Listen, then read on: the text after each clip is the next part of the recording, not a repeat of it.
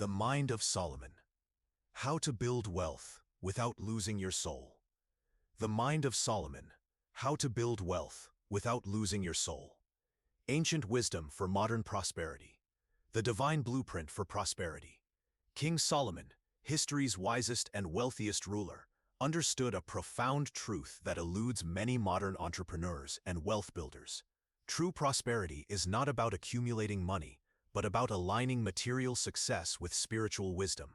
His legendary wealth, gold that flowed like water, silver counted as common stones, and riches that made kings from distant lands journey to witness his splendor, was not an end in itself, but the natural result of a mind aligned with divine principles. Solomon's approach to wealth creation was revolutionary because it recognized that the methods we use to build wealth are as important as the wealth itself. He understood that a fortune built on deception, exploitation, or spiritual compromise would ultimately prove hollow and destructive, while wealth created through wisdom, integrity, and service would multiply and bring lasting fulfillment. This ancient wisdom is particularly relevant in our modern era, where the pursuit of wealth often comes at the cost of relationships, health, integrity, and spiritual well-being. Solomon's teachings offer a different path, one where material prosperity and spiritual richness reinforce rather than compete with each other, creating a life of true abundance that encompasses every dimension of human experience. The foundation of Solomon's wealth philosophy rests on understanding that all resources ultimately belong to the divine, and we are stewards rather than owners of the wealth that passes through our hands. This perspective fundamentally changes our relationship with money, transforming it from an object of worship into a tool for service, growth, and positive impact in the world. When we approach wealth building with this stewardship mindset, we make decisions based on wisdom rather than greed, long-term sustainability rather than short-term gain, and mutual benefit rather than zero-sum competition. This approach not only preserves our spiritual integrity, but often leads to greater material success than purely selfish strategies. Wisdom as the ultimate currency. Solomon's most famous request was not for wealth, power, or long life, but for wisdom to govern his people well. This choice reveals a fundamental principle that underlies all sustainable wealth creation. Wisdom is the ultimate currency, the asset that can create all other assets while preserving the soul's integrity. In Solomon's understanding, wisdom encompasses much more than intelligence or knowledge. It includes the ability to discern truth from falsehood, to understand human nature and motivation, to see long-term consequences of short-term actions, and to align personal choices with universal principles of justice, compassion, and divine will. This wisdom-first approach to wealth building manifests in several key areas. In business relationships, it means prioritizing integrity and mutual benefit over short-term advantage. A wise entrepreneur builds partnerships based on trust and shared value creation, knowing that sustainable success requires others to succeed alongside them. This approach may sometimes mean passing up immediate profits, but it creates a foundation for exponential long-term growth. In investment decisions, wisdom manifests as patient value creation rather than speculative gambling. Solomon understood that true wealth comes from identifying and developing genuine value, whether in land, businesses, innovations, or human talent, rather than from manipulating markets or exploiting information asymmetries. Wise investors focus on understanding the fundamental worth of their investments and contributing to their growth, rather than simply trying to buy low and sell high. In financial management, wisdom appears as prudent planning and risk assessment. Solomon's wealth was built on diversified trade relationships, technological innovations, and strategic alliances that created multiple streams of value. He understood that sustainable wealth requires building systems that can weather unexpected storms and continue generating value, even when specific markets or relationships face challenges. Perhaps most importantly, wisdom in wealth building includes emotional intelligence and self-awareness. Solomon recognized that the pursuit of wealth can awaken powerful emotions, greed, fear, pride, envy, that can cloud judgment and lead to destructive decisions. Wise wealth builders develop the inner discipline to remain centered and clear-headed, even as financial stakes increase, making decisions based on principles rather than emotions. The art of righteous commerce. Solomon's kingdom was a hub of international trade, and his approach to commerce reveals principles that remain relevant for modern business. He understood that righteous commerce, business conducted with integrity, fairness, and concern for all stakeholders, was not only morally superior, but also more profitable in the long run. The foundation of righteous commerce is providing genuine value to others. Solomon's merchants were renowned for the quality of their goods and the reliability of their service. They built reputations that opened doors throughout the ancient world, creating opportunities that would never have been available to those who cut corners or dealt dishonestly. This value-first approach requires a fundamental shift in perspective. Instead of asking, "How can I extract maximum profit from this transaction?" the righteous merchant asks, How can I create maximum value for all parties involved? This question leads to innovations in product quality, customer service, and business processes that benefit everyone while generating sustainable profits.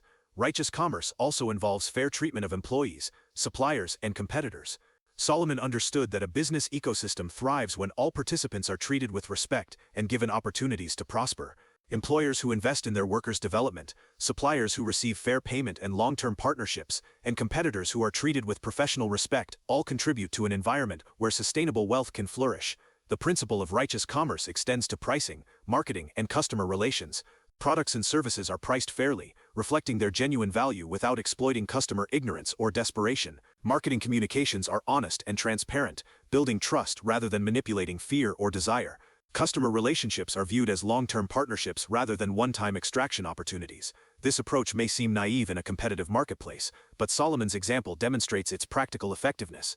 Businesses built on righteous principles develop loyal customer bases, attract top talent, inspire supplier partnerships, and often enjoy regulatory favor. They build brand value that transcends individual transactions and creates sustainable competitive advantages. Moreover, righteous commerce aligns with natural law and divine principles, creating a harmony between material success and spiritual growth that sustains both the business and its leaders through inevitable challenges and changes. The stewardship principle. One of Solomon's most profound insights about wealth was understanding the difference between ownership and stewardship. While he possessed vast riches, he recognized that his role was fundamentally that of a steward, one entrusted with resources to be managed wisely for the benefit of all stakeholders, including future generations. This stewardship principle transforms our relationship with wealth from possessive to purposeful. Instead of asking how much can I acquire, we ask how can I best manage what I've been entrusted with. This shift in perspective affects every aspect of financial decision-making, from daily spending choices to major investment strategies. Stewardship thinking recognizes that wealth carries responsibility.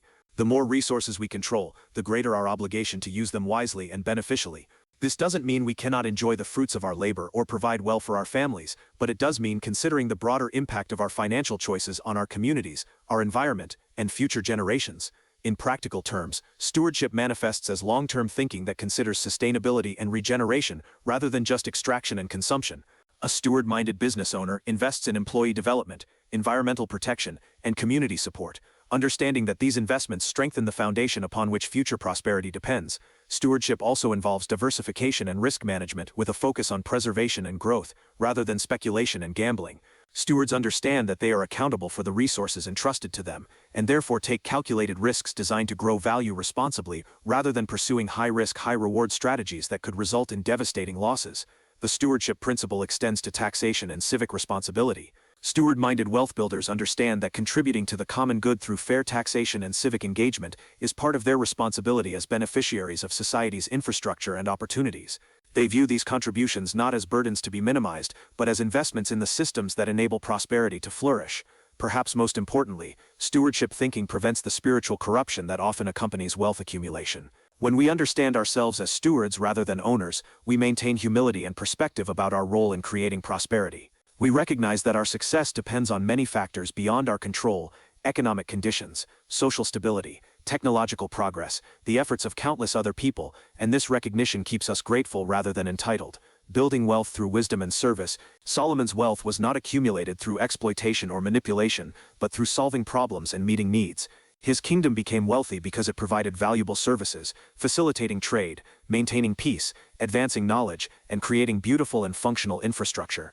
This service-oriented approach to wealth creation remains the most sustainable and soul-preserving method available. The principle of wealth through service begins with identifying genuine needs and developing excellent solutions. Instead of creating artificial demand through manipulation or fear, service-oriented entrepreneurs focus on understanding real problems that affect people's lives and developing products or services that provide meaningful value. This approach requires deep empathy and genuine care for others' well-being. Successful service-oriented businesses are built by people who genuinely want to improve others' lives and see profit as a natural result of creating value, rather than as an end to be pursued at any cost. This motivation affects every aspect of the business, from product development to customer service to company culture. Service-oriented wealth building also involves continuous improvement and innovation. Because the goal is to serve others better, there is always motivation to find ways to enhance quality, reduce costs, improve efficiency, or expand access to valuable products and services. This continuous improvement cycle creates sustainable competitive advantages and long-term growth opportunities. the service principle extends to how we treat all stakeholders in our business relationships. Suppliers are seen as collaborators in value creation, rather than adversaries to be squeezed. Customers are treated as valued partners, whose success contributes to our own, rather than targets to be exploited. Perhaps most importantly, service-oriented wealth building aligns our material activities with our highest values and spiritual aspirations. When we know that our financial success comes from genuinely helping others, we can pursue prosperity with enthusiasm and energy, without compromising our integrity or spiritual well-being. This alignment creates a positive feedback loop, where material success reinforces spiritual growth and vice versa. As we become more successful financially, we have greater resources to serve others. As we develop spiritually, we become better at identifying needs and creating value. This synergy between material and spiritual development was central to Solomon's approach to prosperity. The dangers of materialism and how to avoid them. Solomon, despite his great wealth, was keenly aware of the spiritual dangers that accompany material prosperity.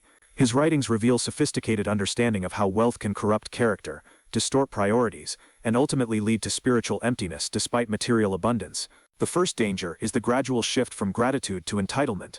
As wealth accumulates, it becomes easy to forget the many factors beyond our control that contributed to our success. We may begin to attribute our prosperity entirely to our own abilities and efforts, developing pride that separates us from others, and from the divine source of all blessings. Solomon's wisdom suggests regular practices of gratitude and humility as antidotes to this pride. Successful wealth builders maintain perspective by regularly acknowledging the contributions of others to their success, the role of favorable circumstances, and their dependence on systems and infrastructure they did not create. They practice gratitude not just for their successes, but for the opportunities to serve and contribute. The second danger is the addiction to more, the inability to find satisfaction in current levels of wealth, and the compulsive drive to accumulate ever-increasing amounts of money and possessions. This addiction can lead to ethical compromises, relationship destruction, and spiritual emptiness despite material abundance. The antidote to this addiction is developing clear definitions of enough, based on values and purposes rather than comparisons to others. Wise wealth builders set specific financial goals tied to meaningful purposes, providing for family, supporting causes they care about, funding retirement, creating opportunities for others, and find satisfaction in achieving these goals rather than always reaching for more. The third danger is isolation from others through economic disparity. As wealth increases, it becomes easier to surround ourselves with others of similar economic status and lose touch with the experiences and needs of those with less. This isolation can lead to callousness, poor judgment, and ultimately to policies and practices that harm others and society. Solomon maintained connection with all levels of society and was known for his accessibility to common people despite his royal status. Modern wealthy individuals can follow this example by maintaining diverse relationships, staying involved in community activities, and regularly exposing themselves to different economic and social perspectives. The fourth danger is using wealth as a substitute for spiritual development and meaningful relationships. Money can solve many problems and provide many pleasures, but it cannot provide the deep satisfaction that comes from personal growth, loving relationships, and purposeful service. Wise wealth builders maintain balance by investing time and energy in spiritual practices, family relationships, friendships, and meaningful activities that have nothing to do with money. They understand that wealth is a tool that can support a fulfilling life, but cannot create fulfillment by itself. Generosity as a wealth-building strategy. One of Solomon's most counterintuitive teachings about wealth is that generosity is actually a wealth-building strategy, rather than just an obligation of the wealthy. His understanding of how giving creates abundance reveals principles that modern research in psychology and economics has begun to validate. Generosity builds wealth through several mechanisms. First, it creates goodwill and positive relationships that open opportunities for collaboration, partnership, and mutual support. People prefer to do business with those they trust and respect, and generous behavior builds both trust and respect. Second, generosity develops emotional intelligence and interpersonal skills that are crucial for leadership and business success. The practice of understanding others' needs and finding ways to help them develops empathy, communication skills, and strategic thinking that benefit all areas of business activity. Third, generosity creates positive reputation and brand value that can be more valuable than traditional marketing and advertising. Companies and individuals known for their generosity attract customers, employees, partners, and investors who want to be associated with positive values and meaningful purposes. Fourth, generosity develops abundance thinking rather than scarcity thinking. When we regularly give away money, time, or resources, we reinforce the belief that there is enough to go around and that our security comes from our ability to create value rather than from hoarding what we have. This mindset leads to more creative and expansive approaches to business and investment. However, Solomon's approach to generosity was strategic rather than indiscriminate. He understood that effective giving requires wisdom about where and how to contribute in ways that create maximum positive impact. Random or poorly planned giving can sometimes create dependency or enable harmful behavior rather than promoting genuine flourishing. Wise generosity involves understanding the root causes of problems rather than just addressing symptoms. It focuses on building capacity and creating opportunities for others to help themselves rather than creating dependency on continued donations. It involves research and planning to ensure that gifts are used effectively and create sustainable positive change. The practice of strategic generosity also serves as a form of investment research. By supporting various causes and organizations, generous individuals learn about different sectors, develop relationships with diverse leaders, and gain insights into social and economic trends that can inform their business and investment decisions. Perhaps most importantly, generosity keeps wealth in proper perspective. When we regularly give away significant portions of our resources, we maintain awareness that money is a tool rather than an end goal. This perspective helps preserve spiritual health and prevents the materialism that can corrupt character and destroy relationships. Investment philosophy for the soul-centered investor. Solomon's approach to investment reflected his understanding that financial returns should not come at the expense of spiritual integrity or social harm. His investment philosophy prioritized long-term value creation over short-term speculation and considered the impact of investments on all stakeholders rather than just immediate financial returns. The foundation of soul-centered investing is alignment between investments and values. This means avoiding investments in companies or industries that harm society or conflict with our deepest moral convictions, even if they promise high financial returns. It also means actively seeking investments that support businesses and activities we believe make the world better. This values-based approach to investing is not just about avoiding harm, but about actively contributing to positive change through our financial choices. When we invest in companies that treat employees well, protect the environment, serve customers honestly, and contribute to community well-being, we use our money to support and expand these positive practices. Soul-centered investing also emphasizes patience and long-term thinking over speculation and quick profits. Solomon understood that sustainable wealth comes from participating in genuine value creation, rather than from trading based on market psychology or timing market movements. This patient approach reduces stress, aligns with natural economic cycles, and often produces better financial results over time. The soul-centered investor also practices diversification as a form of humility and risk management. Rather than betting everything on a few high-conviction investments, wise investors spread risk across different asset classes, geographic regions, and time horizons. This approach acknowledges that we cannot predict the future with certainty and protects against the pride that often leads to devastating financial losses. Education and understanding are also central to soul-centered investing. Rather than following hot tips or complex strategies they don't understand, wise investors take time to learn about their investments and make decisions based on their own analysis and judgment. This approach prevents them from being manipulated by others and helps them make choices that align with their values and goals.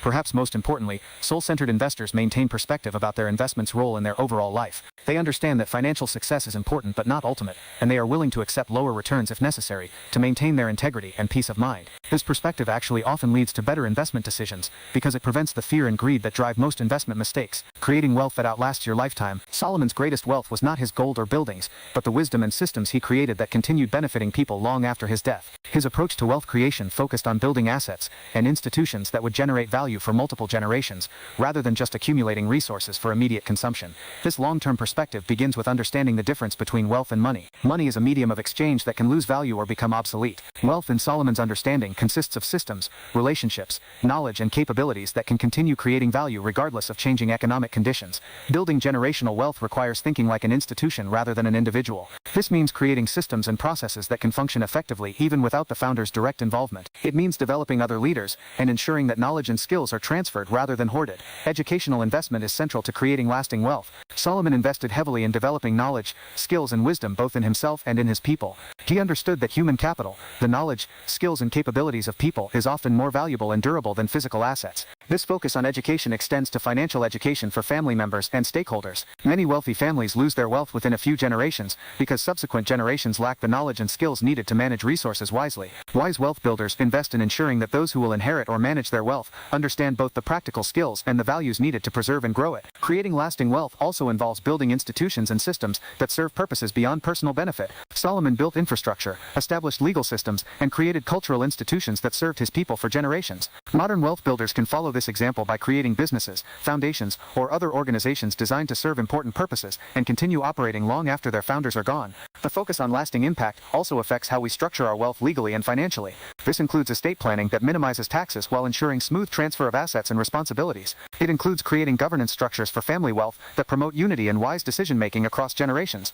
Perhaps most importantly, building lasting wealth requires instilling values and character in the next generation rather than just providing money. Wealth without wisdom and character is often quickly lost or misused. The greatest gift we can give to future generations is the understanding and commitment to use resources wisely and beneficially. The integration of spiritual and material success success. Solomon's life demonstrates that spiritual development and material success can reinforce each other when properly understood and pursued. His wisdom teachings emphasize that the goal is not to choose between spiritual and material fulfillment, but to integrate them in ways that enhance both. This integration begins with understanding that spiritual principles are not abstract ideals but practical guidelines that lead to better results in all areas of life, including finances. Principles like honesty, integrity, patience, generosity, and wisdom are not just morally admirable, but also strategically effective for building sustainable wealth. The integration also involves using material resources to support spiritual development, rather than allowing them to become obstacles to growth. Wealth can provide time and freedom for spiritual practices, education, and service. It can eliminate financial stress that often prevents people from focusing on higher pursuits. It can create opportunities to help others and contribute to positive change in the world.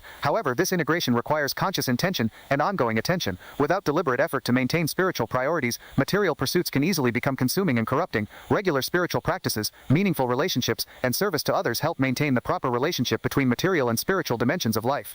The integrated approach also involves viewing business and financial activities as opportunities for spiritual development rather than separate compartments of life. Every business decision becomes an opportunity to practice integrity. Every financial choice becomes a chance to exercise wisdom. Every interaction with customers, employees, or partners becomes an occasion for expressing love and respect for others.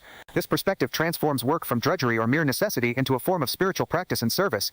When we understand our business and financial activities as ways of serving others and developing our own character, we bring energy and enthusiasm to these activities that often leads to better results than purely self-interested approaches. The integration of spiritual and material success also creates resilience during difficult times. When our security and identity are based on spiritual foundations rather than just material circumstances, we can weather financial setbacks, market downturns, and business failures without losing our essential peace and direction. Perhaps most importantly, the integration of spiritual and material success leads to a form of wealth that is both abundant and meaningful. We are able to enjoy prosperity without guilt or anxiety because we know it has been earned and used in ways that align with our deepest values. We are able to face both success and failure with equanimity because our ultimate security rests on spiritual rather than material foundations. Practical applications for modern wealth builders. Solomon's wisdom about wealth and the soul translates into specific practices and approaches that modern entrepreneurs, investors, and professionals can implement regardless of their current financial situation or business context. Start with purpose before profit. Before launching any business venture or making major financial decisions, invest time in clarifying your deeper purposes and values. Ask yourself not just how can this make money, but how can this serve others? And how does this align with who I want to become? This purpose-driven approach will guide better decisions and create more sustainable success. Develop multiple streams of wisdom. Just as financial advisors recommend diversifying investments, spiritual advisors recommend diversifying sources of wisdom and guidance. Study timeless principles from various wisdom traditions, seek mentorship from people whose character you admire, and maintain practices that keep you connected to your deeper values, even as external pressures intensify. Practice transparent and ethical business. Build your reputation on complete honesty in all business dealings. This means accurate financial reporting, honest marketing, fair treatment of employees and suppliers, and transparency about risks and limitations. While this approach may sometimes cost short-term opportunities, it builds long-term trust and sustainability that are invaluable. Invest in relationships over transactions. Focus on building long-term relationships rather than maximizing individual transactions. This means treating every customer, employee, supplier, and partner as someone you want to work with for many years, rather than someone to extract maximum value from immediately. Relationship-focused businesses often achieve better financial results because they create loyal customers and partners who contribute to ongoing growth.